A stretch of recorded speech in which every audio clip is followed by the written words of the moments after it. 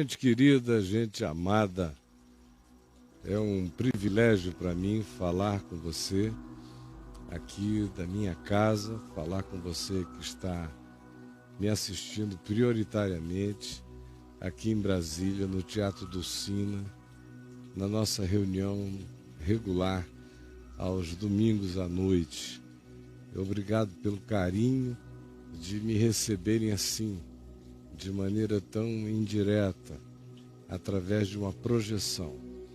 E ao mesmo tempo, estarem fazendo dessa projeção um acolhimento real, não da minha pessoa, mas da palavra que está sendo anunciada. Eu espero que o mesmo aconteça no dia de hoje, como eu tenho sido informado que tem acontecido domingo após domingo, reunião após reunião. E quero também dar o meu bem-vindo a muitos outros, aos queridos que estão me vendo pela Vem Ver TV no mundo inteiro, em toda a terra, espalhados por este planetinha, aonde quer que você me assista, em fusos horários diferentes. Alguns estão assistindo de madrugada, tanto quanto alguns estão assistindo à tarde, outros estão assistindo de manhã. Não importa em que horário você esteja conosco, participe ao vivo aqui conosco agora de todo o coração. Eu quero ler para nós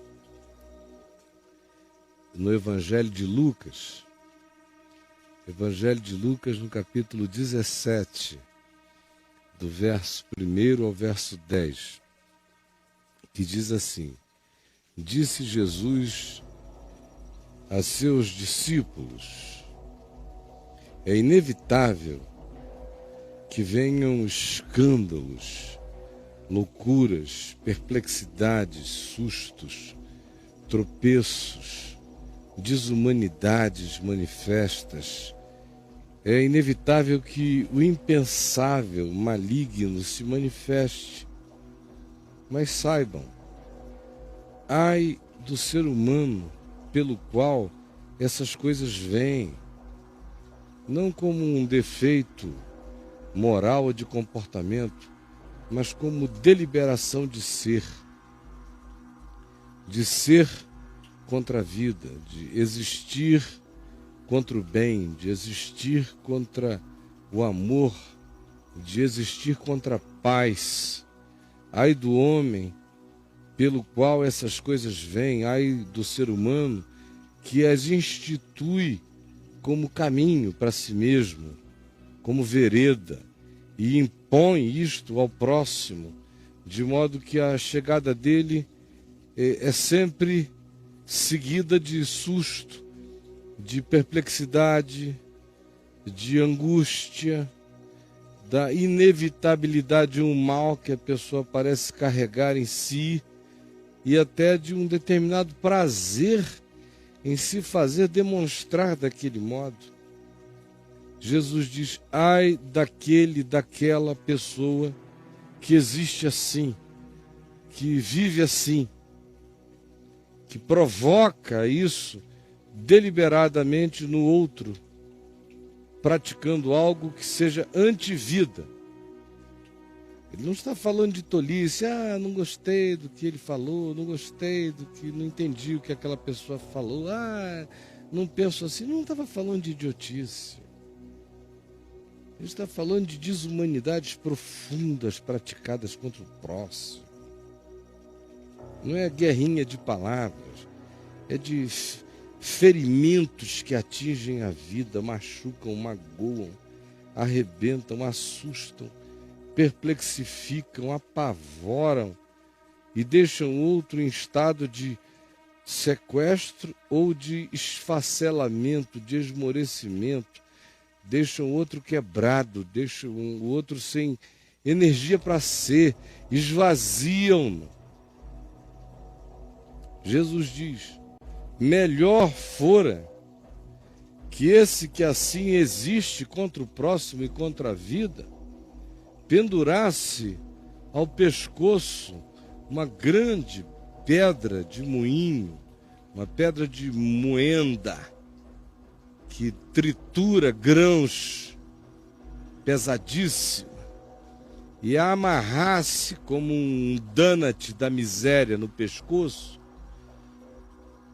e fosse atirado ao mar e pedisse: me joguem ao mar. Jesus disse: essa ação, pedir esse tipo de destruição, ainda seria mais sábio do que ficar vivendo sistematicamente para fazer tropeçar, fazer se angustiar, fazer desistir do amor, fazer renunciar ao bem, fazer o próximo se cansar da sua esperança, fazer qualquer um desses que estão precisando apenas viver e serem estimulados, se cansarem de ser e desistirem do bem. Ai desses que fazem o próximo desistir do bem, que o cansam ao ponto de ele não crer mais que a vida seja qualquer coisa, senão uma careta de mau gosto o tempo todo, e assim desistam de viver e de caminhar com esperança. Ai daqueles, disse Jesus. É inevitável que surjam esses loucos. O mundo vai ficar cheio disso, Jesus disse. Mas ai daquele que assim fizer. Era muito melhor que se suicidasse. Era melhor que pedisse a alguém ou a alguns para que praticassem esse ato de misericórdia em favor da vida e o jogassem com uma pedra de moenda presa ao pescoço, na profundeza dos mares, para que silencie a sua voz de maldade, cesse a moenda da sua desgraça, do seu amassar da alma do outro. Jesus prossegue: acautelai-vos. Se o teu irmão pecar contra ti, se ele pecar contra ti mesmo, objetivamente,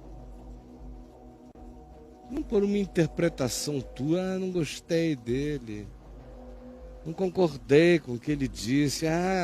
Não, Jesus está falando de coisa séria, não de caprichos pecaminosos de almas adoecidas. Está falando de gente que vai e machuca mesmo, intencional, vai lá e fere, com palavras, com atos, com gestos, com atitudes, com comportamentos, com ações. Se o teu irmão pecar contra ti, repreende-o, confronta-o, dize que ele te machucou, que está doendo. Resolve isso, põe às claras a tua dor.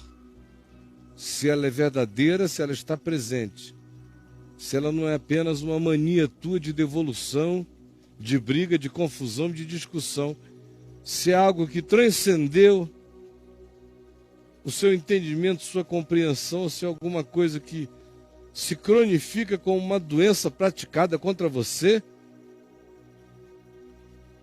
repreende-o. Se ele se arrepender, se ele reconhecer, se ele entender, se a mente dele mudar, perdoa-lhe, no sentido de continua o vínculo no nível em que era, porque não será mais um jugo desigual, não será mais uma relação adoecida, você tendo que carregar para sempre o indivíduo que te ofende o tempo todo, que não volta nunca atrás, que não muda nunca de mente. Não é possível fazer disso uma amizade, não é possível fazer disso um casamento, não é possível fazer disso um relacionamento. Isso aqui Jesus está falando de machucaduras na alma que podem ser redimidas para continuarem no mesmo nível de relacionamento. Esse perdoa-lhe continua, porque nós vamos aprender que existe o perdoa-lhe apesar dele. apesar de tudo. Um passo bem mais além. Esse aqui tem a ver com a relacionalidade e a continuação do que nos interessa como vínculo. Se por 7 vezes no dia pecar contra ti, 7 vezes vier ter contigo dizendo: estou arrependido, que besteira, que tolice, que burrice, me perdoa. Jesus diz: perdoa-lhe. Perdoa-lhe. Se ele vem e ele reconhece, ainda que ele esteja sofrendo desse fluxo e refluxo, ainda que ele esteja alternando isso com essa bipolaridade de percepção, ainda que ele esteja vivendo com esse nível de interrupção, de coerência, mas se ele volta a si e diz: me perdoa, perdoa-lhe. E se for possível continuar o vínculo no nível anterior, continua. Se não virar algo completamente patológico e adoecido, continua. Do contrário, perdoa-o e deixa-o seguir o caminho dele, ou tu escolhe o teu caminho, mas perdoando-o. Então disseram os apóstolos ao Senhor: Senhor, ao menos dá-nos a fé. Para nós não dá isso não. Isso não é fé para a gente. A gente foi criado no olho por olho, no dente por dente, no toma lá da cá, nas disputas de razões, nas conferências intermináveis, nas apologias em favor do nosso direito, do nosso significado, da precisão da nossa compreensão, da nossa justiça.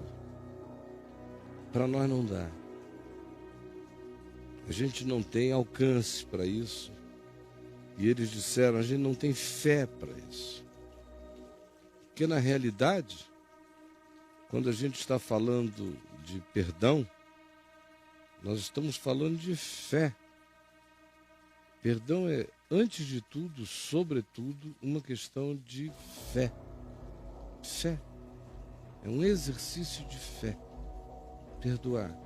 Não é fé naquele que me pediu perdão. Tipo, coloco nele minha confiança, sei que ele não fará nunca mais isso, jamais acontecerá outra vez. Não, não é fé no arrependido. É fé no arrependimento. Não é fé no penitente. É fé na graça que perdoou todo aquele que arrependidamente reconhece o seu erro, o seu pecado. Está perdoado numa instância superior. E eu creio e tenho fé nesse perdão.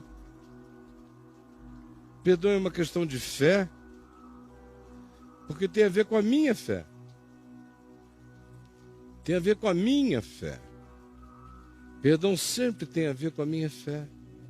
Até onde a minha fé se estende crendo em misericórdia, graça e perdão? Essa é a questão. Até onde a minha fé se estende? Porque a minha capacidade de perdoar será equivalente à minha capacidade, primeiro,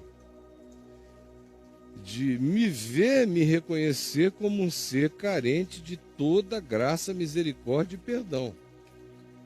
Porque dentre os pecadores eu tenho certeza que eu sou o principal.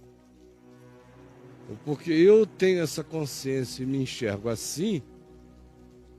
Se eu quero ter paz com Deus, eu preciso ter uma fé que alcance isso. Uma fé que alcance a possibilidade de que um cara como eu seja perdoado.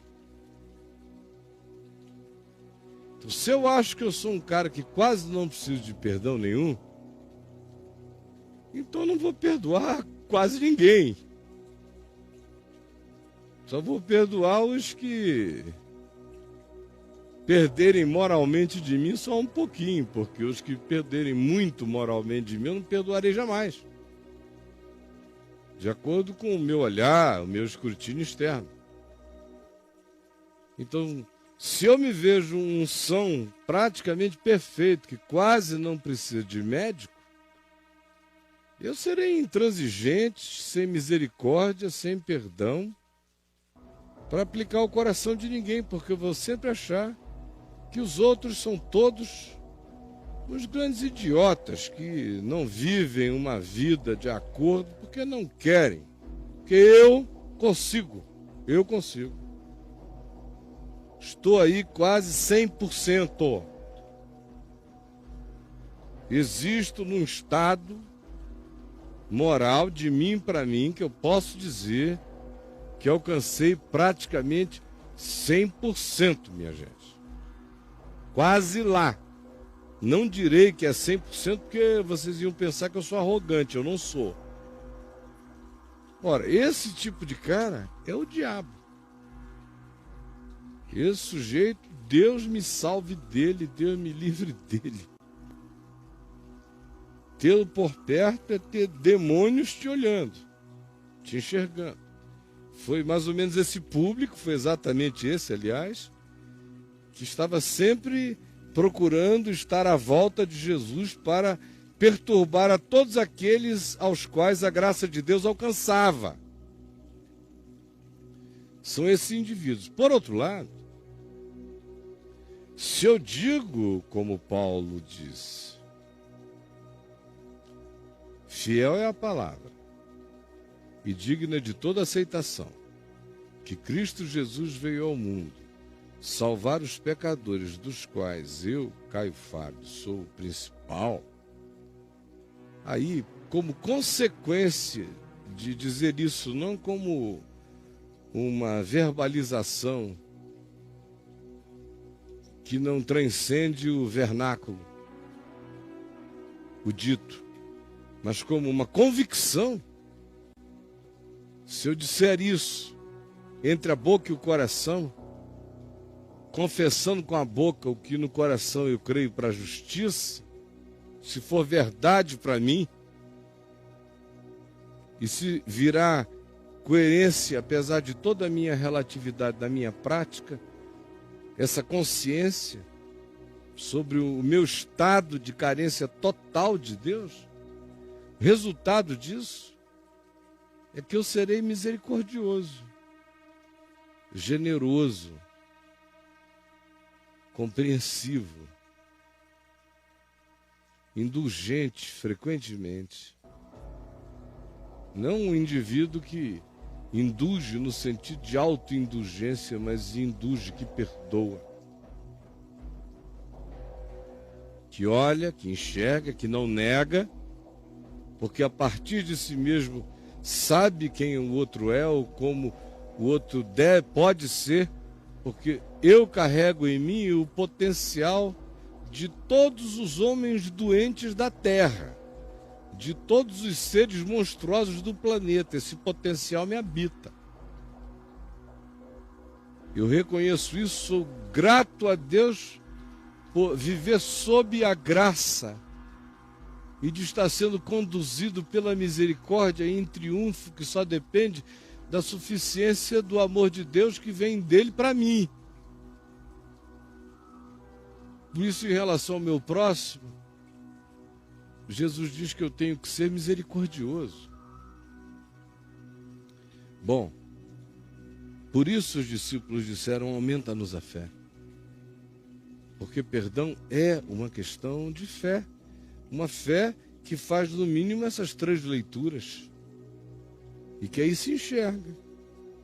Bom, se eu me enxergo assim, a consequência disso é que quem quer perdão para sempre, quem quer misericórdia todos os dias da sua vida, quem quer viver sob a imputação da bondade de Deus todos os dias da sua vida, imputa graça, misericórdia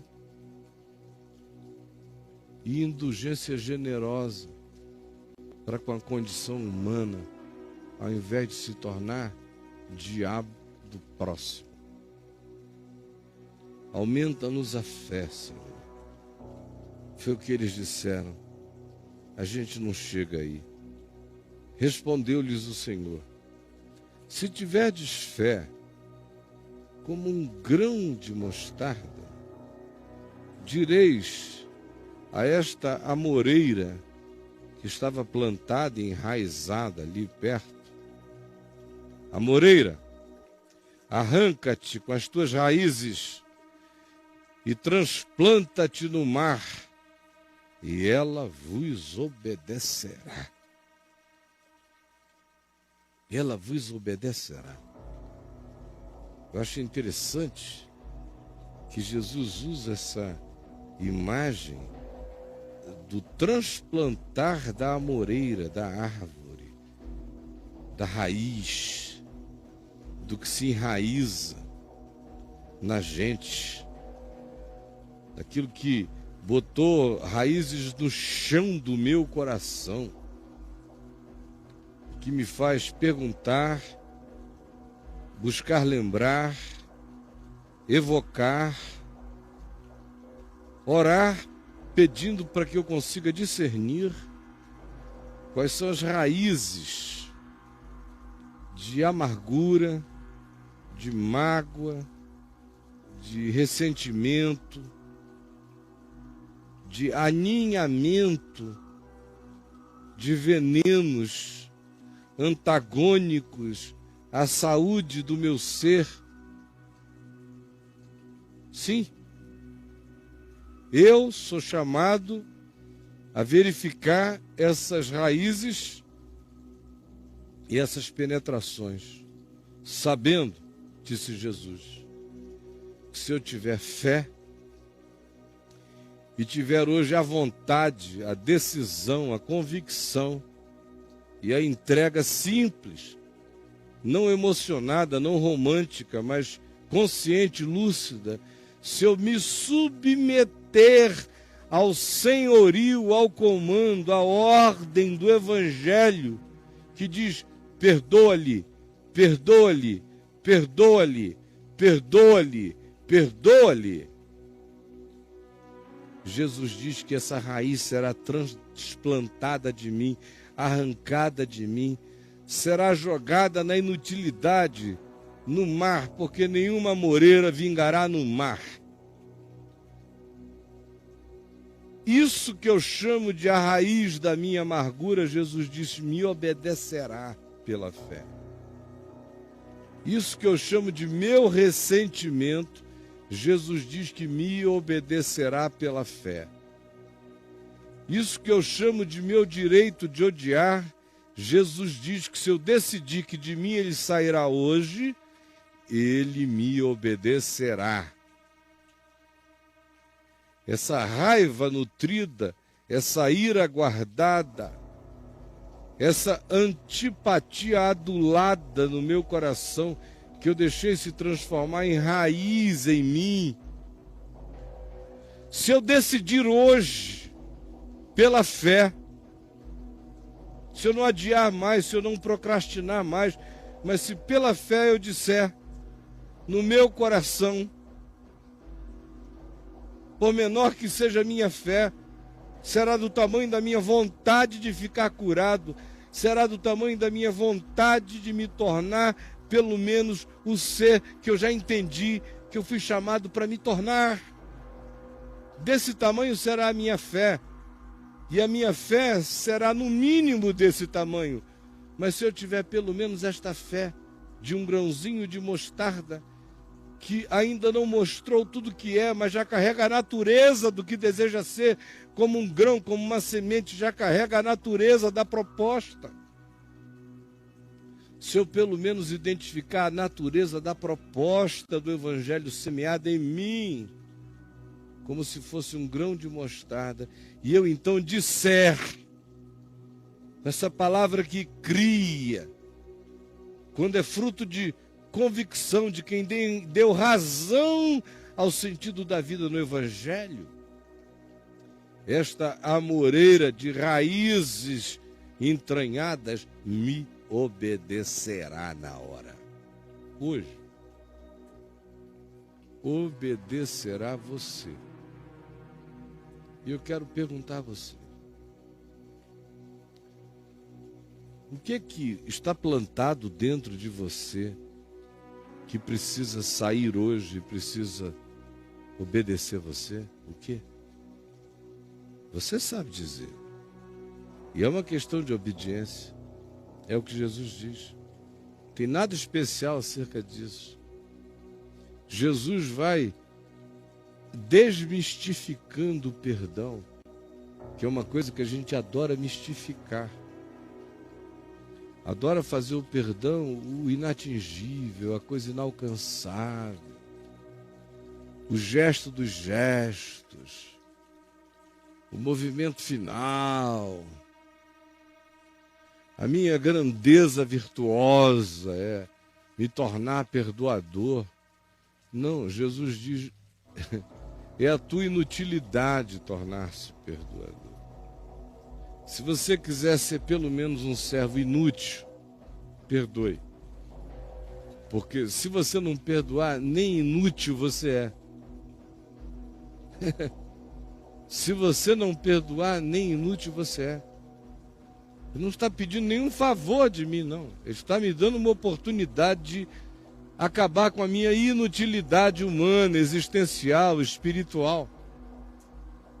Ele está me dizendo, eu não estou te pedindo um favor. Favor não é o que eu peço a você quando digo perdoa. Não estou dizendo, por favor, perdoa, tá? Tem pena de mim. Não, eu estou dizendo, perdoa-lhe. É ordem. Se você é meu servo, obedeça. Porque é a sua salvação para continuar a ser apenas e tão somente um servo inútil. Porque é tão básico perdoar, que perdoar é coisa de quem não fez nada, Jesus diz. De quem não fez mais do que a sua obrigação. Jesus vem e acaba com essa mística, com essa aura, com essa divinização do perdão, e bota o perdão na base da vida e diz, sem perdão não dá nem para começar a plantar, não dá nem para começar a viver.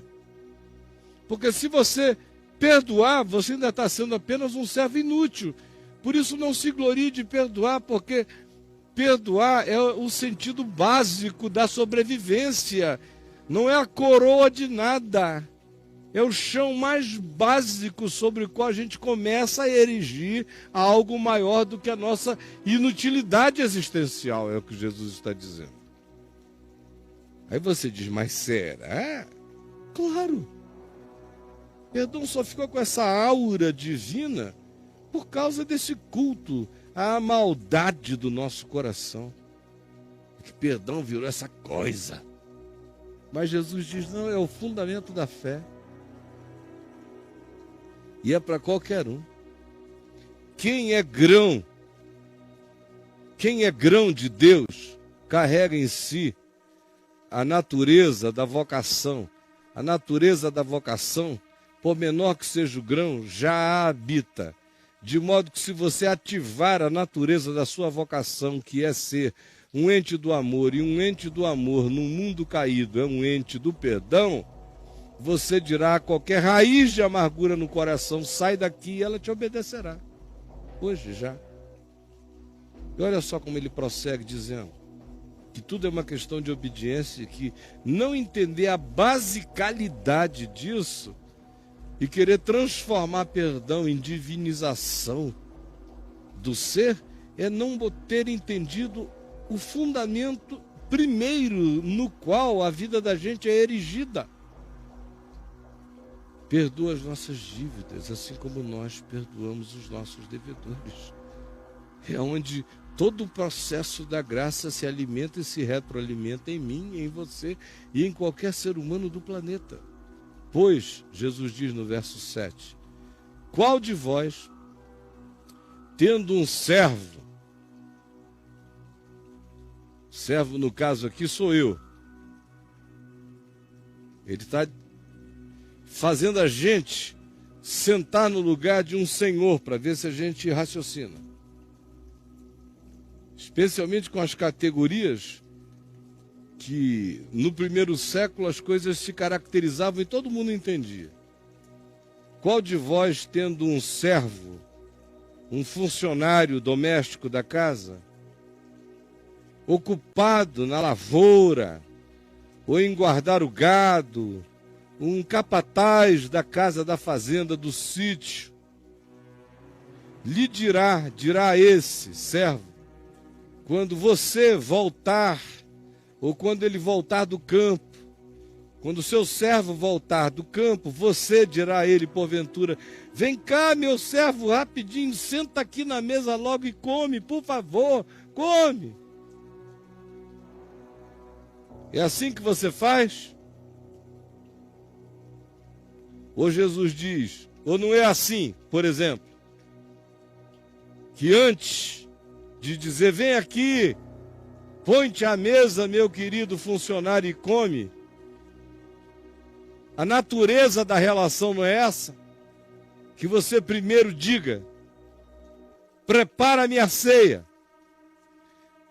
veste-te direito, toma banho, lava-te, vem, e põe a minha comida, e enquanto eu como, enquanto eu bebo, tu comerás e tu beberás, mas primeiro vem aqui e me serve.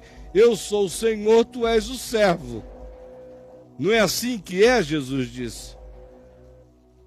E uma vez que isso tenha feito, e o cara tenha vindo do campo, da lavoura, tenha chegado, e ao invés do seu Senhor ter dito a ele, senta logo, meu servinho querido, vai comendo a tua comidinha, depois você dá um jeito em mim. Ao contrário, se não tiver feito nada disso, mas tiver dito, por favor, prepara o meu almoço, o meu jantar, vista-se, tome seu banho, vem aqui e sirva-me, porque enquanto eu estiver comendo, você vai comer e você vai beber. Jesus diz, porventura, ao assim fazer e ao assim agir, esse Senhor terá de agradecer ao seu empregado por este ter feito o que lhe havia ordenado, se aquilo já fazia parte de um pacotão geral. Ele ainda tem que dizer, olha, obrigado, porque você veio do campo e fez isto para mim, você é uma maravilha. Todos nós conhecemos as nossas relações de trabalho e sabemos que há coisas embutidas no nosso pacote funcional que fazem parte. Não fazer é receber repreensão, fazê-las a gente faz sem esperar que ninguém diga, oh, deixa-me aplaudir-te, pelo óbvio. Assim também vós, depois de haver desfeito o que eu vos tenho ordenado, e o que ele tinha ordenado? Perdoa-lhe. Ele se arrependeu, perdoa-lhe. Ele se arrependeu, dá chance nova a ele na vida. Se é algo que vale a pena que a chance aconteça também na tua vida em relação a ele, deixa-o voltar, do contrário, perdoa-o e deixa-o seguir. E qual de vocês, em tendo feito isto, em tendo perdoado,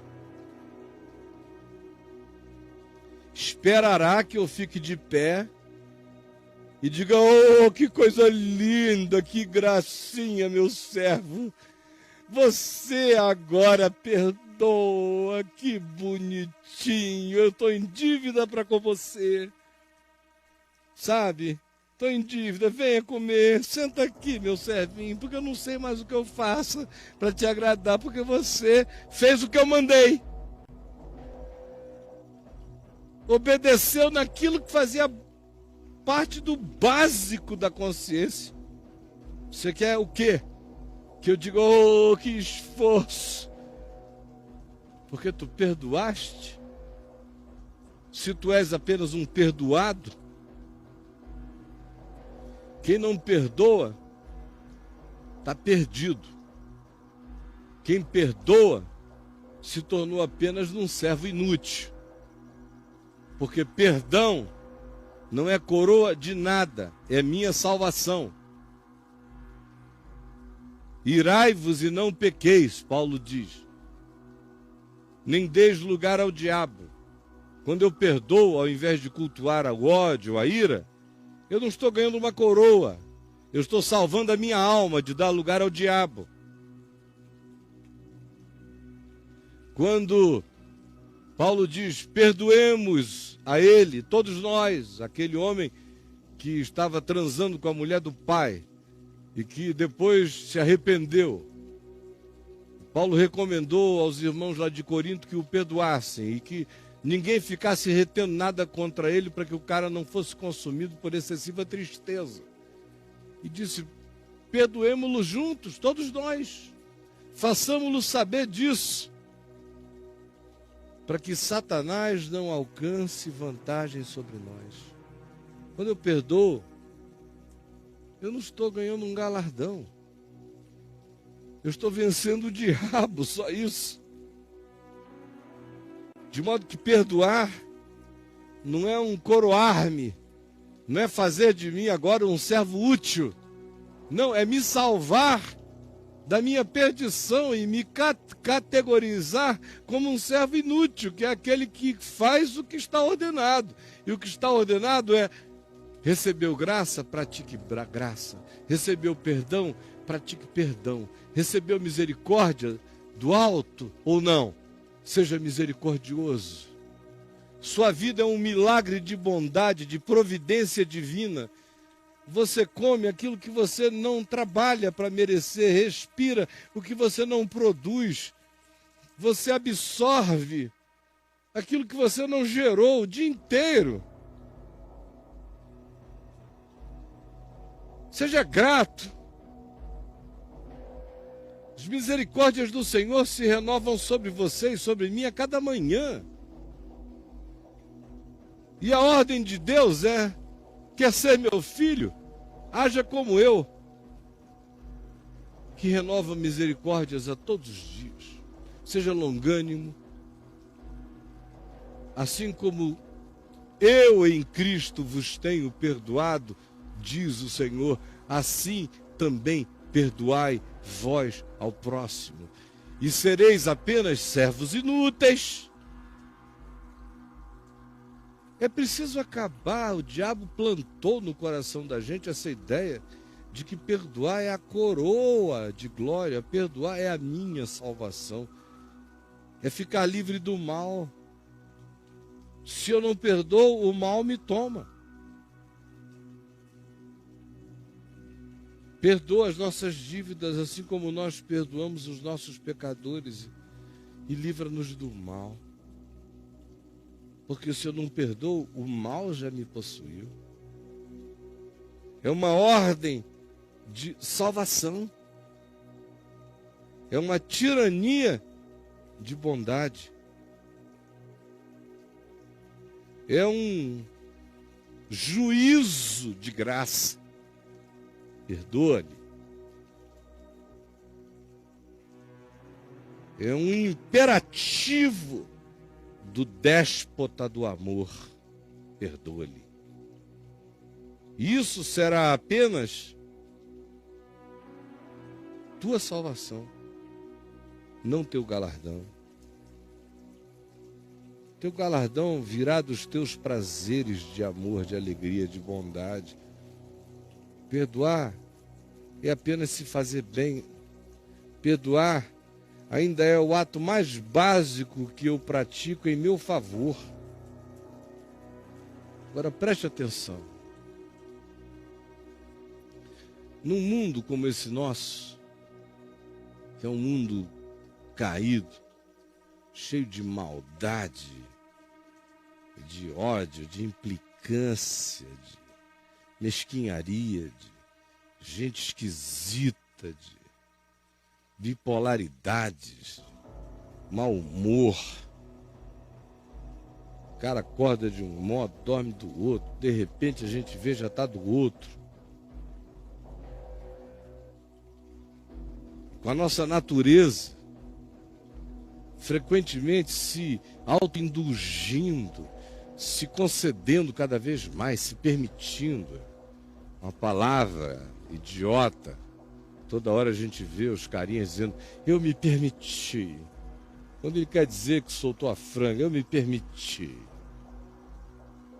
Autopermissão para idiotice o tempo todo.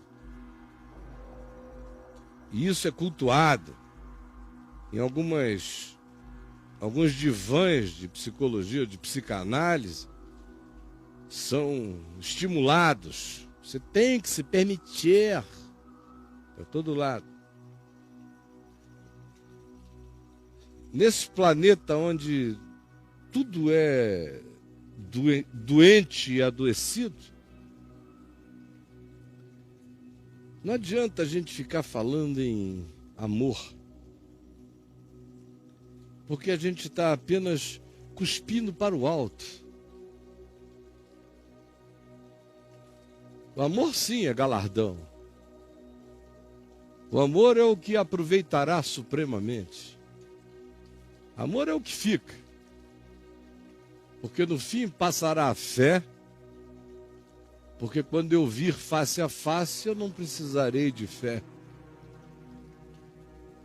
Passará a esperança, porque quando o que é se consumar e eu vir, já não esperarei, estarei mergulhado no que é. Mas o amor continuará. O amor é meu galardão.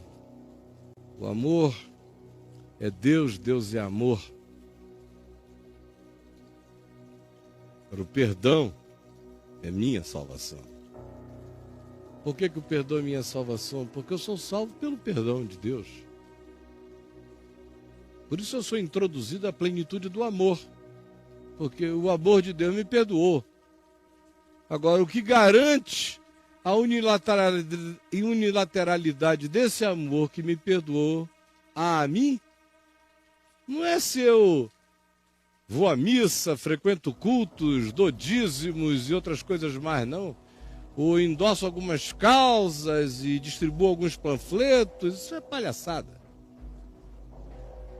O que demonstra que eu creio neste amor que me perdoou, a minha fé neste amor que me perdoou, a minha certeza de salvação, minha certeza de graça, minha certeza de perdão divino sobre mim, minha certeza de que o sangue de Jesus me purifica de todo pecado, é que eu perdoo o pecado de todo mundo também. Perdoo meu próximo, perdoo-lhe, perdoo.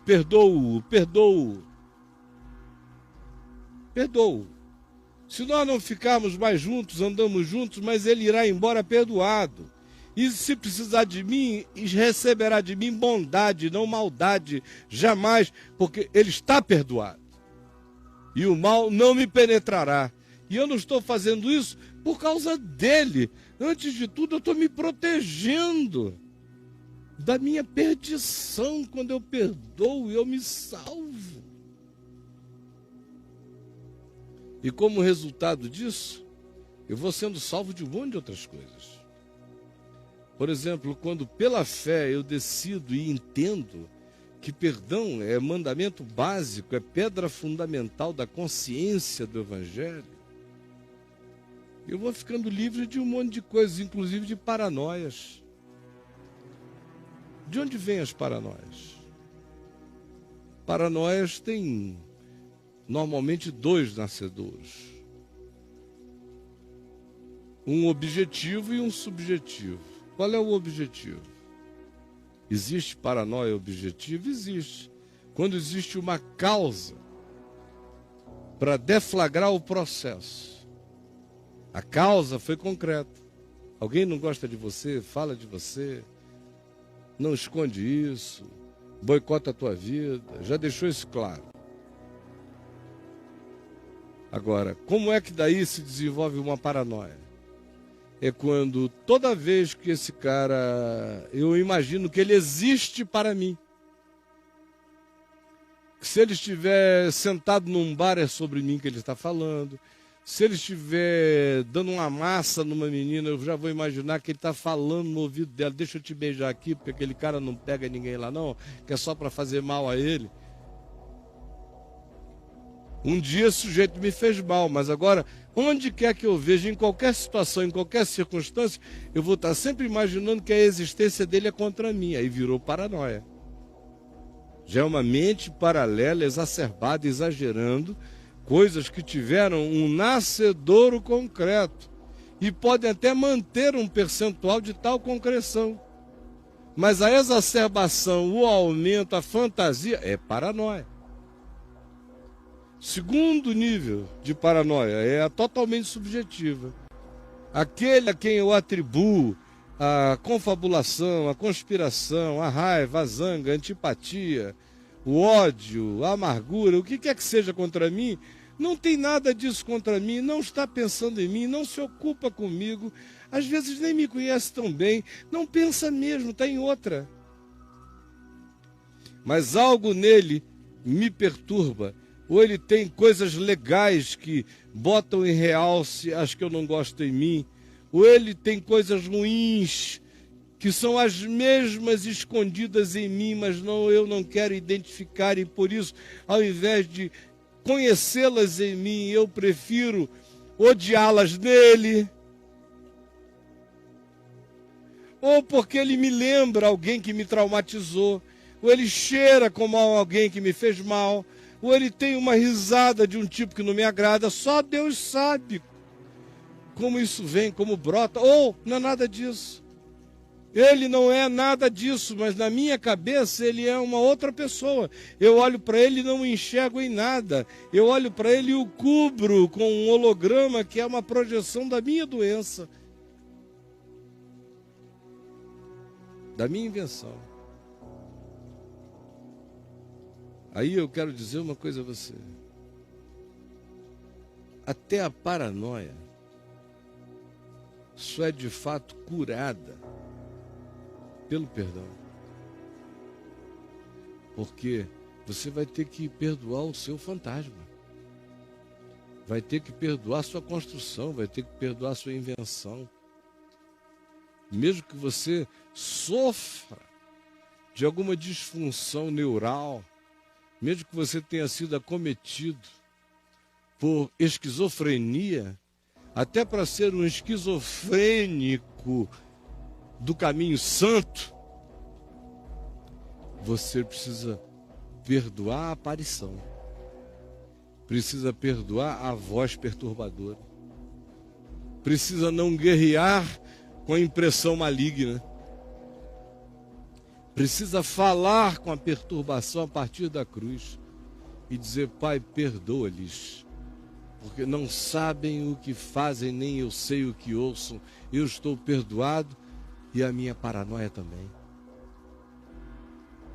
Em qualquer nível, no mundo caído, o aplicativo básico, essencial, de sobrevivência, do amor, se chama perdão. Você quer amar num mundo de ódio, de raiva, ao invés de ficar com sonhos mirabolantes, dizendo: darei a minha vida para salvar um campo de refugiados. Por que você não começa perdoando quem está ao seu lado? Quem dorme com você, quem te ofende todo dia, ou quem não tem noção e por não ter noção te machuca toda hora? Por que você não começa perdoando o burro, que não faz por mal, só faz por limitação mesmo, por burrice? E por que você não perdoa todo aquele que te ofendeu, o teu perverso, aquele que é teu inimigo, como Jesus diz? Ama-o. Como é que a gente ama o inimigo? É perdoando-o. Como é que a gente perdoa o inimigo? É fazendo o bem e não o mal. É orando pelo bem, não pelo mal. É praticando aquilo que realiza o bem e não o mal. Assim se ama o inimigo, com um perdão prático. Simples, uma questão de fé. E tudo mais será uma questão de fé. E eu me tornarei mais dilatado para perdoar, quanto menos eu achar que isso me diviniza. E quanto mais eu achar que isso apenas me torna um servo inútil, apenas um humano entre os humanos. Porque é assim que tem que ser. Porque se todos pecaram e todos carecem da glória de Deus, todos os perdoados e alcançados pela glória de Deus, precisam perdoar com a mesma extensão universal da graça que os atingiu. E não há nada de especial nisso. Não tem por que chegar e dizer, ó Deus, viste que perdoei? Tu vês como eu perdoo a quase todo mundo, agora me dá uma chance de que dessa vez agora eu me vingue só um pouquinho. Servo inútil. Servo inútil. É o que com a graça de Deus eu conseguirei me tornar. Se eu apenas perdoar. Se eu apenas perdoar. Não há nenhuma coroa nem diadema de glória na minha cabeça. Porque eu perdoe você ou porque você me perdoe. E Deus não tem que dizer daqui para frente botarei tapete vermelho. Porque quando eu perdoo eu me salvo. Quando eu perdoo eu me curo. Quando eu perdoo eu mato a raiz das paranoias. Quando eu perdoo eu elimino a raiz das neuroses persecutórias da minha alma contra o próximo. Quando eu perdoo, eu fico salvo do amargor do meu processo emocional. Quando eu perdoo, eu me liberto sempre de novo para a vida. Quando eu perdoo, eu exerço a graça de consentir que o sol renasça como luz de vida em mim. Quando eu perdoo, eu me salvo de flechas do diabo, de vantagens de Satanás contra a minha alma. Quando eu perdoo, eu fecho a porta para demônios e penetrações e ninhos de maldade que me destruirão. Perdoar não é nenhuma vantagem que não seja apenas aquela que me vem e me salva. Por isso, meu querido, minha palavra a você hoje é: não fique achando que você está sendo chamado para qualquer coisa elevada. Perdoar é o que a gente tem que fazer quando anda no chão da terra, onde a gente suja os pés no caminho, todos nós, e a gente lava os pés uns dos outros todos os dias. E ninguém tem que voltar para cima e ficar esperando que Deus diga: "Oh, você perdoou, meu filho? Então deixa que amanhã eu vou resolver todos os teus problemas. Deixa que as duplicatas serão canceladas. Deixa que a conta será coberta. Deixa." Não, perdoou, se salvou da sua própria perdição. Caiu na categoria humana simples.